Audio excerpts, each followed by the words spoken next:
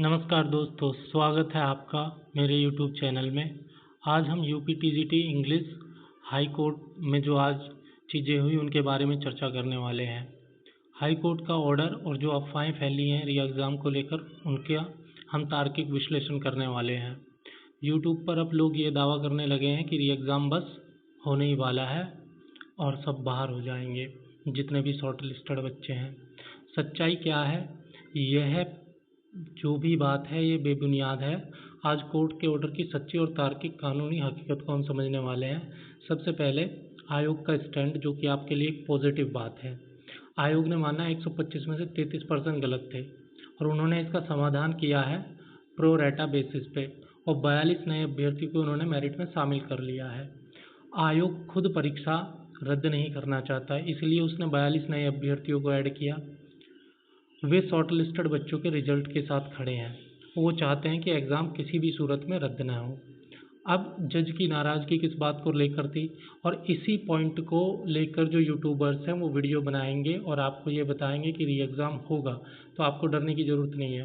Court ने कहा कि 25% जो पर्सन हैं वो गलत हैं और उनके समान अंक बांट देना कोई स्थायी समाधान नहीं है, परमानेंट सॉल्यूशन नहीं है। अब इसका मतलब ये नहीं है कि कोर्ट ने यह कह दिया कि भाई री एग्ज़ाम कराओ इसका। 25% क्वेश्चन गलत हैं, ये बात जो है आयोग ने भी मानी है और इस बात को लेकर आयोग को फटकार भी लगाई है। तो गुस्सा आयोग की लापरवाही पर था, न कि जो सेलेक्ट हुए बच्चे हैं उन पर गुस्सा था। अधिकारियों की जवाबदेही तय करने वाला ये स्टेटमेंट था कि भाई तुम 25% क्वेश्चन किस तरह से गलत बना दे रहे हो, तुम इस तरह से प्रश्न पत्र को क्यों सेट कर रहे हो कि बच्चों को बाद में परेशानी होती है।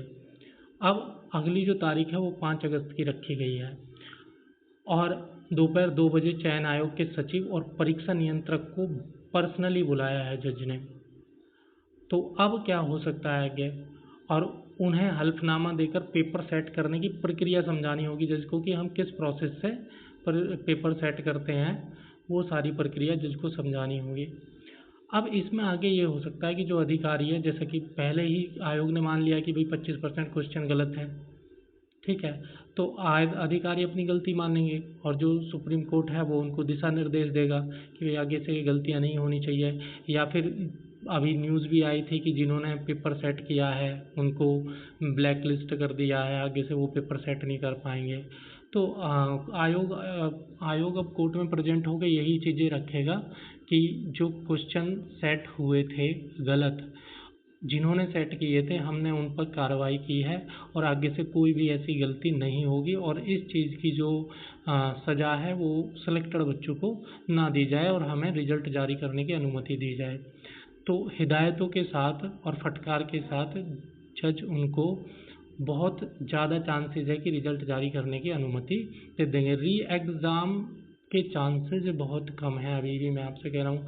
ऐसा इसलिए है क्योंकि सुप्रीम कोर्ट और हाई कोर्ट का ये जो है पहले नियम हुआ करते थे 2004 से पहले, जो बता भी रहे हैं कुछ लोग कि 2004 में मायावती के टाइम में पेपर लीक हुआ था।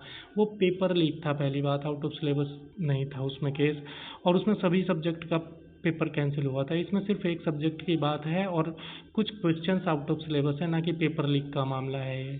तो और जो भर्ती है वो फाइनल स्टेज में है, और जब भर्ती फाइनल स्टेज में है तो ऐसे में जो सेलेक्टेड अभ्यर्थी हैं या जो आयोग है वो दोबारा से परीक्षा नहीं कराना चाहेगा, और जो जज है वो भी सेलेक्टेड अभ्यर्थियों के साथ अन्याय, क्योंकि वो बच्चे तो उनकी गलती नहीं है भाई, आयोग की गलती की सज़ा जज उन्हें क्यों देगा, शॉर्ट लिस्टेड बच्चों को। तो इसमें डरने की ज़रूरत नहीं है। अंतिम निष्कर्ष और चेतावनी मैं आपको बता दूं कि जब भर्ती कोई भी लास्ट स्टेज में होती है और कोर्ट केस में फंसती है तो चंदा मांगने वाले आ जाते हैं। आप देख रहे हैं लोग लाइव कर करके चंदा मांग रहे हैं, ठीक है, एक वीडियो बनाते हैं लाइव करके और उसमें 10-15 बार स्कैनर दिखाते हैं और चंदा मांगते हैं। तो आपको पैनिक नहीं होना है, आप अपनी जगह सुरक्षित है, आपने अपना काम कर लिया है, शांत रहें, अपनी आगे की पढ़ाई करती रहें, और उम्मीद है कि 5 अगस्त की जो कार्रवाई होगी वो 100% आपके हक में जाने वाली है, ठीक है। सत्यमेव जयते, आपकी मेहनत आप सफल होगी, निश्चिंत रहिए। और अगर आपको वीडियो अच्छी लगी है तो चैनल को सब्सक्राइब कर सकते हैं, आपके जो दोस्त पैनिक में हैं उनको ये वीडियो शेयर कर सकते हैं।